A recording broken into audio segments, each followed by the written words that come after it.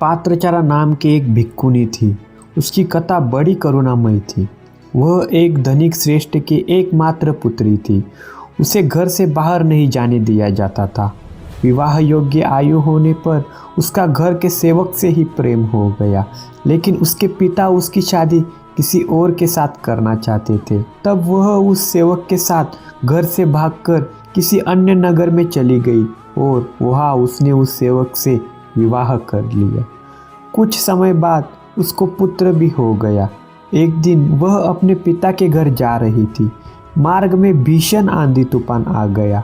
वह गर्भवती थी। तभी उसको प्रसव पीड़ा होने लगी। उसने अपने पति को कुछ व्यवस्था करने को कहा। उसका पति जंगल से कुछ डाल पत्ते लाने के लिए गया तो उसे एक सांप ने डस लिया। यह उसकी प्रतीक्षा कर रही थी। ऐसे में ही उसे प्रसव हो गया और उसने बच्चे को जन्म दिया।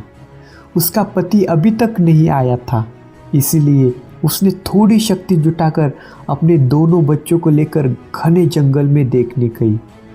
लेकिन उसको अपना पति मूर्त दिखा तो वह बड़ी दुखी हो गई और फूट फूट कर रोने लगी। वह सवेरा होने पर अपने दोनों बच्चों को लेकर अपनी माता पिता के घर श्रावस्ती को चल दी। रास्ते में एक नदी थी। वह वर्षा तूफान से उफन रही थी।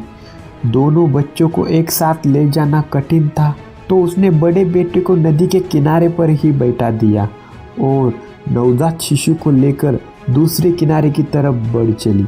वह बच्चे को पानी से बचाने के लिए सिर पर रखे थी। तभी एक बड़ा गिद्ध आया और उसे उठा ले गया। वह चिल्लाई तो बड़े बेटे ने समझा कि माँ किसी संकट में है और उसे बुला रही है, तो वह नदी में उतर गया। पात्रचारा बच्चे को रोकती ही रही, किंतु वह नदी के धार में बह गया। आखिर दूसरे किनारे पर पहुंचकर वह गिरकर बेहोश हो गई। उसका पति तो मरा ही था, अब उसके प्यारे बच्चे भी मर गए।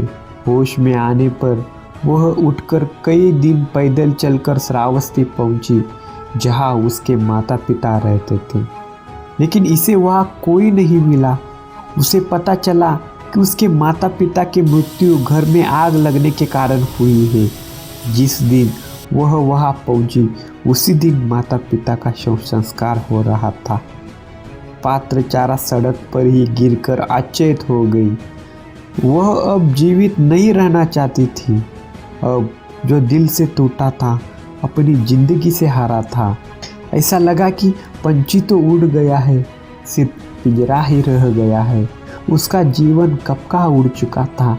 कुछ लोग उसकी अवस्था पर दया खाके उसको बुद्ध के पास ले गए। उसकी करुण कथा सुनकर बुद्ध ने कहा, पात्रचारा, तुमने अपार कष्ट सहे हैं, किंतु जीवन केवल कष्ट और दुर्भाग्य ही नहीं है। साहसी बनो और सद्धर्म के मार्ग का साधना अभ्यास करो। एक दिन तुम अपनी भीषणतम पीड़ा पर भी हंसने में समर्थ हो सकोगी। तुम जान सकोगी कि वर्तमान जीवन और नए जन्म में भी नई शांति और आनंद से कैसे जिया जा सकता है। पात्रचारा अब ध्यान करती थी। वह श्रोतापन्न हो गई।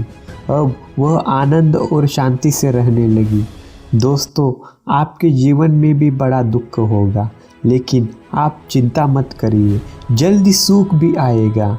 जब भी आप दुखी हो जाओ तो इस घटना को सुनो और मन में बोलो कि इस दुनिया में मुझसे भी अधिक लोग दुखी हैं। निश्चित रूप से आपका दुख पात्रचारा से अधिक नहीं होगा। आप सबका मंगल हो। धन्यवाद।